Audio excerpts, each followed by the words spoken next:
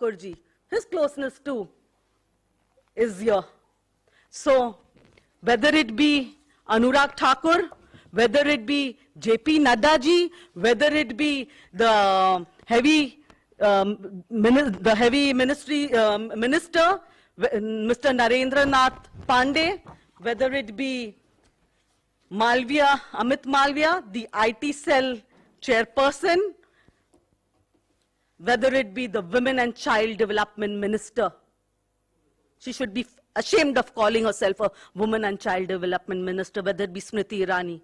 They all are associated, or these boys have their association with the BJP, and they are office bearers of the BJP. My question to the BJP here is, will any of their ministers, will the Prime Minister break his silence? Because this is not a matter of, this is especially a matter of his own constituency, that is Banaras. Will he come and open his mouth on Banaras, on this particular issue?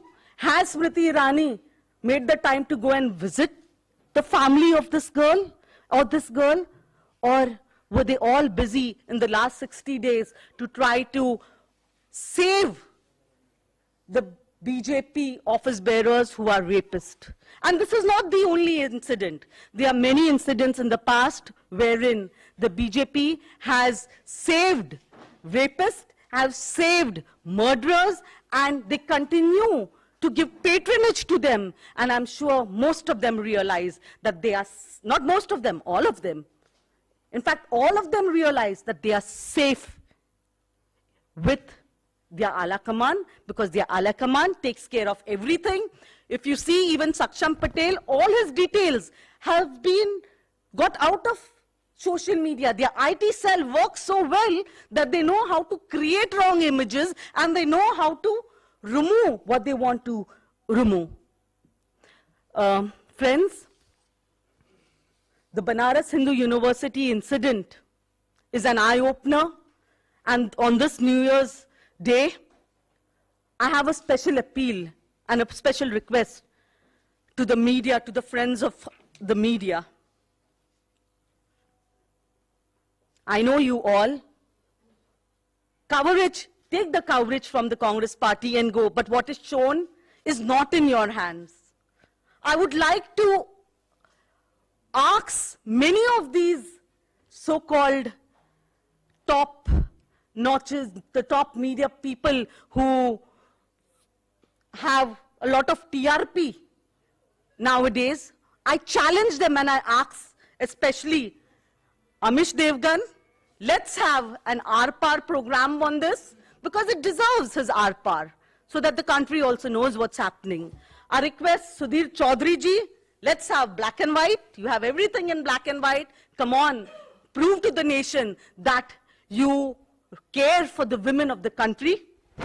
Anjana Kashyap, let's have a halla bol with this issue and with such issues.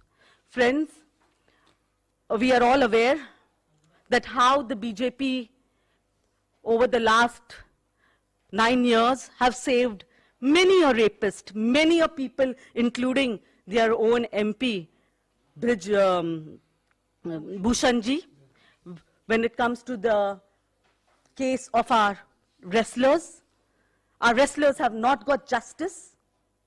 Bilkis Banu, the daughter of Gujarat, went through the worst, being raped, being gang raped, and there you had all of them, all the rapists, scotch-free. So it's time the Prime Minister answers the countrymen, answers the women of the country, whether is this also going to be another Bilkis Banu case, because he then represented Gujarat. That was a daughter of Gujarat, and now this is the daughter of his constituency in Banaras, whether she is going to meet the same fate. But we will not. आज नए साल का दिन आप सभी को यहाँ पे इस प्रेस कॉन्फ्रेंस के लिए बुलाया गया है.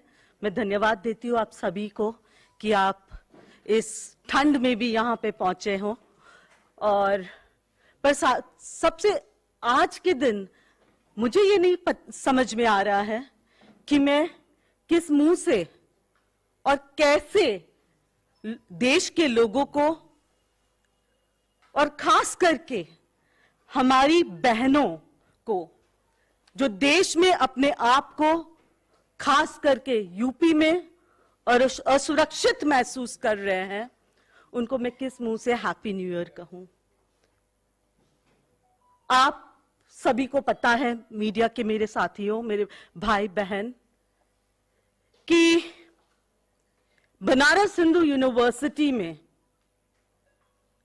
2 महीने पहले वहां की छात्र के साथ गैंग रेप हुआ और तभी मीडिया की जो सीसीटीवी कैमरास होते हैं उसके फुटेज में 3 लोग साफ दिखाई दिए, एकदम साफ उनके चेहरे सीसीटीवी फुटेज में दिख रहा था। उनका नाम कुणाल पांडे, अभिषेक चौहान, सक्षम पटेल, जो बीजेपी आईटी सेल के पार्टी के पदाधिकारी है। बीजेपी एक और कहती है बेटी पढ़ाओ बेटी बचाओ, पर सच्चाई ये है कि बीजेपी महिलाओं के लिए बलात्कारी जनता पार्टी बन चुकी है। बेटी बचाओ का नारा और काम बेटी रुलाओ की। आज मैं आपके सामने कुछ चीजें रखना चाहती हूं और आश्चर्य की बात यह भी है कि जो चीजें सोशल मीडिया पे दिख रहा था कुछ समय पहले, वो अब उन अकाउंट्स को सोशल मीडिया से निकाला गया है। कितने अच्छे तरीके से भाजपा अपने आईटी सेल का उपयोग करता है, वो देखने लायक है। मेरा सवाल सबसे पहले प्रधानमंत्री जी से है। ये वही प्रधानमंत्री जी है हमारे देश के जो कहते हैं कि जब वो कोई बलात्कार के बारे में सुनता है, कोई मां बेटी बहन का बलात्कार होता है, तो उसका दिल बैठ जाता है। अरे कहां गया प्रधानमंत्री जी आपका दिल, जब आप ही के कॉन्स्टिट्यूएंसी में बनारस में बनारस हिंदू यूनिवर्सिटी के छात्र के साथ आप ही के भाजपा के आईटी सेल के पदाधिकारी गैंग रेप में शामिल हैं। और बड़ी बात तो यह है कि वो ऐसे ऐसे आपके साथ उनके फोटोग्राफ्स है। आप देखिए, कोई प्रधानमंत्री जी से अकेले अकेले ऐसे मिल सकते हैं क्या? सोचने वाली बात है। इतनी घनिष्ठता, इतना पर्सनल टॉक्स, इतना 1-to-1 रेपिस्टों के साथ, और वो भी आप ही के कॉन्स्टिट्यूएंसी के अंदर आप इन्हें पनाह दे रहे हो। 60 दिन लगा, 60 डेज, 60 दिन लगा है देश के यूपी के पुलिस को इनको गिरफ्तार करने में। और मजे की बात यह भी है कि गिरफ्तारी वो 60 दिन वो कहां पे बिताए? मध्य प्रदेश में। मध्य प्रदेश में चुनाव का प्रचार भी कर रहे थे यही गैंग रेपिस्ट। देखिए, कुणाल चौधरी जी, कुणाल पांडे प्रधानमंत्री जी के साथ उनके 1-to-1 शेयर कर रहे हैं, और इस तरीके से 1-to-1 कि कोई भी उन पे उंगली उठाने से भी डरे। और मैं आपको यह बात दावे के साथ कह सकती हूं, अगर बनारस हिंदू यूनिवर्सिटी में वो मोर्चा नहीं हुआ होता ना, लोग वहां के जनता ने और वहां के स्टूडेंट्स ने इस बात को उठाया नहीं होता ना, तो बहुत सारे बाकी केसेस के जैसे ये भी केस दफना लिया होता। ये है कुणाल पांडे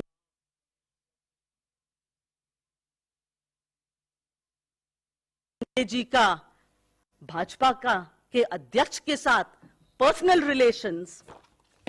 ये है स्वयं योगी आदित्यनाथ जी, जिसका बुलडोजर वैसे तो हर दूसरे इंसान पे चल सकता है, पर जब बात उन्हीं के पदाधिकारियों की जो रेपिस्ट है, कहां गया बुलडोजर? क्या बुलडोजर का ड्राइवर छुट्टी पे गया है? क्या डीजल महंगा हो गया इसलिए बुलडोजर नहीं चला पा रहे हो? शर्म। अब ये लीजिए, ऐसी भी बात नहीं है कि वहां का मुख्यमंत्री जी योगी आदित्यनाथ जी, उनको एक बार मिला, एक बार दो बार, कुछ तो होगा घनिष्ठता, वरना इतने बड़े बड़े नेताओं के साथ ऐसे 1 to 1। ये लीजिए, उत्तर प्रदेश के उप मुख्यमंत्री के साथ भी, ब्रजेश पाठक के साथ भी घनिष्ठता, और देश के जो यहां पे देश में महिलाओं एवं बाल विकास की बात करने वाली, और जिसको वहां पे उस मंत्रालय का पद संभालने को दिया गया, ये भी कुछ कम नहीं है। देखिए कैसे सक्षम पटेल के साथ भाजपा आईटी सोशल मीडिया का जो पदाधिकारी सक्षम पटेल और रेपिस्ट सक्षम पटेल की घनिष्ठता, मुस्कुराते हुए इसी तरीके से होगा देश में महिलाओं का विकास। स्मृति ईरानी चुप है। क्यों चुप है? उसकी बेटी होती तो क्या वो ऐसे चुप होती? हर मामले पे चुप, हर बात पे चुप्पी।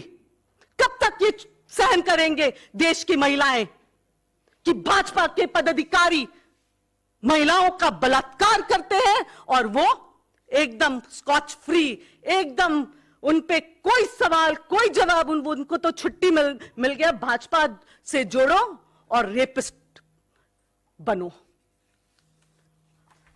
वाह। अब एक और बात जो बहुत उछलता है ना एक इंसान अपना आईटी मीडिया सेल, ये देखिए, ये कौन? मालविया जी, आप कुछ बोल सकते हो अभी?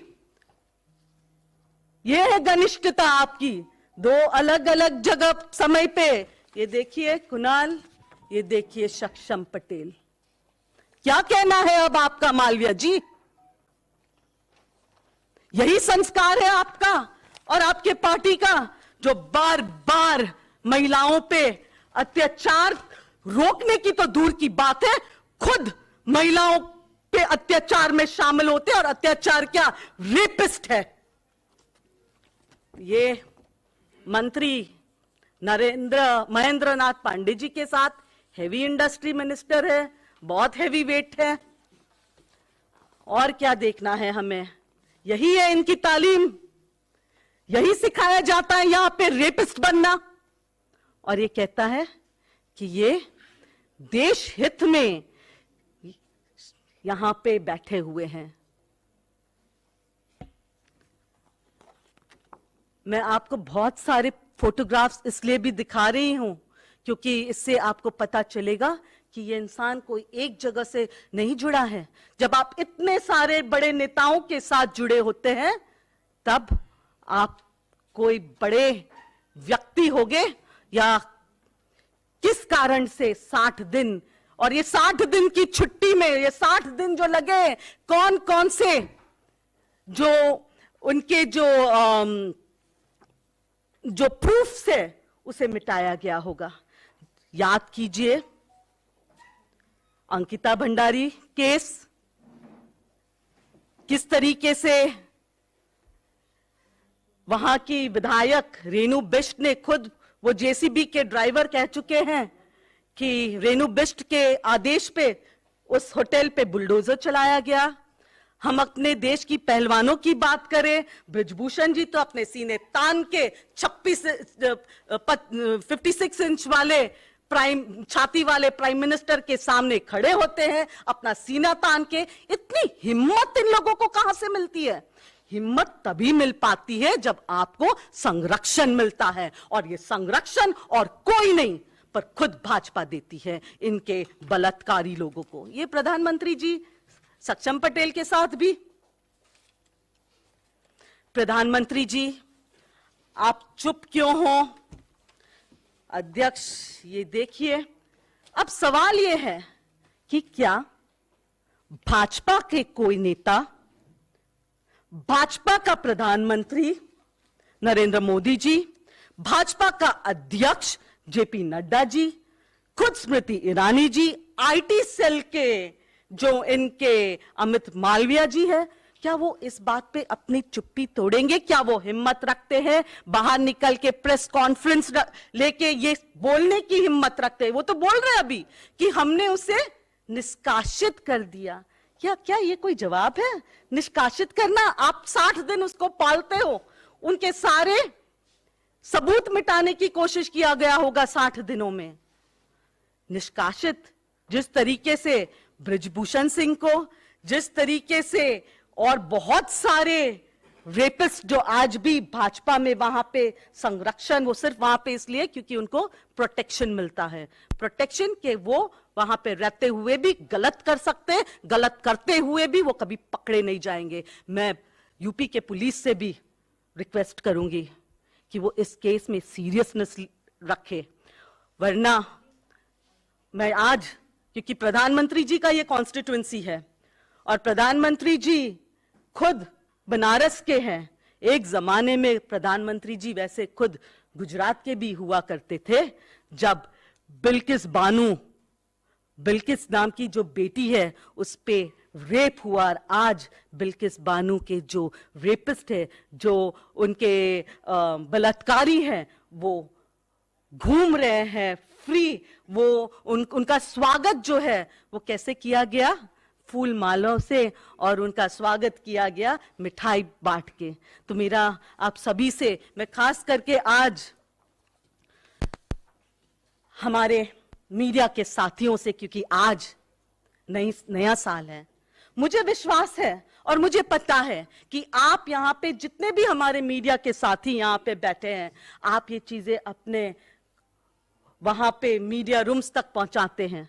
पर आज मैं आपके माध्यम से उन सभी जो शोज करते हैं ना, वो जो हमारे मीडिया के साथी हो है, भले ही वो नविका हो, सुशांत सिन्हा हो, अमीश देवगन, जो आर पार करते हैं, मैं उनसे चैलेंज देती हूं, आइए, ये आर पार के लिए आपके पास एक बहुत अच्छा सब्जेक्ट और टॉपिक है, ये आर पार कीजिए, दिखाइए भाजपा की असलियत आर पार की। सुधीर चौधरी जी, ब्लैक एंड व्हाइट, अब तो सब कुछ ब्लैक एंड व्हाइट में है, और आपको क्या ग्रे चाहिए? बताइए सुधीर चौधरी जी, कीजिए ब्लैक एंड व्हाइट सारे बलात्कारियों पे, भाजपा में भरे हुए बलात्कारियों पे। अंजना ओम कश्यप जी, पधारिए, हल्ला बोल। ये ऐसी बातों पे अगर हल्ला नहीं बोला जाएगा तो देश की बेटियां कैसे सुरक्षित रहेंगे? उन सभी मीडिया के साथियों से मैं ये कहूंगी कि आप जो दिखाना चाहते हो, वो हमें पता है कि आप जो दिखाते हो वो इसलिए दिखाते हो क्योंकि आप पे दबाव है, पर याद रखिए, आपकी भी बेटियां, आपकी भी बहनें देश में घूम रहे हैं। भगवान न करे वो कभी बनारस हिंदू यूनिवर्सिटी में आपकी अगर कोई बहन, बेटी या कोई परिचित पढ़ने जाए और उनके साथ ये हो, आप इसके जिम्मेदार और आप उसके कसूरवार होगे। वक्त आ गया आर पार दिखाने की, वक्त आ गया ब्लैक एंड व्हाइट को दिखाने की, और वक्त आ गया हल्ला बोलने की, और हमारा संघर्ष जारी रहेगा। आज न्यू ईयर के दिन विश्वास के साथ कि मीडिया अपनी अहम भूमिका निभाएगी देश की बेटियों के हित में, देश को एक सुरक्षा देश के हित में, क्योंकि देश अब असुरक्षित है। भारतीय जनता पार्टी जो एक बलात्कारी जनता पार्टी बन गई है। धन्यवाद। Do you all want me to have it in English or it's fine? Once in English. I'll give a short brief in English. It's a bit difficult today for me to wish. My heart pains, in fact, to wish the people of the country a happy new year, because the women of the country, 50% population of this country, is no longer safe with the Bharatiya Janata Party at the center, because this particular organization has become a Balatkari Janata Party. what has happened in Banaras Hindu University. This case has been a case that was almost 60 days, that occurred almost 60 days ago, when a student was raped, was gang raped by none other than the three office bearers of the BJP, Kunal Pandey, Abhishek Chauhan, and Saksham Patel. Now we have all the proofs over here which I've just shown to show you the closeness of these rapists. You can see they are one-to-one, how close they are, no bheed bhadaka, no crowd besides them, their closeness to the BJP leadership. Oh, one was left here, the so-called Anurag Thakurji. His closeness too is here. So, whether it be Anurag Thakur, whether it be JP Nadda ji, whether it be the heavy minister, Mr. Narendra Nath Pandey, whether it be Malviya, Amit Malviya, the IT cell chairperson, whether it be the Women and Child Development Minister. She should be ashamed of calling herself a Women and Child Development Minister, whether it be Smriti Irani. They all are associated, or these boys have their association with the BJP, and they are office bearers of the BJP. My question to the BJP here is, will any of their ministers, will the Prime Minister break his silence? Because this is not a matter of, this is especially a matter of his own constituency, that is Banaras. Will he come and open his mouth on Banaras, on this particular issue? Has Smriti Irani made the time to go and visit the family of this girl, or were they all busy in the last 60 days to try to save the BJP office bearers who are rapists?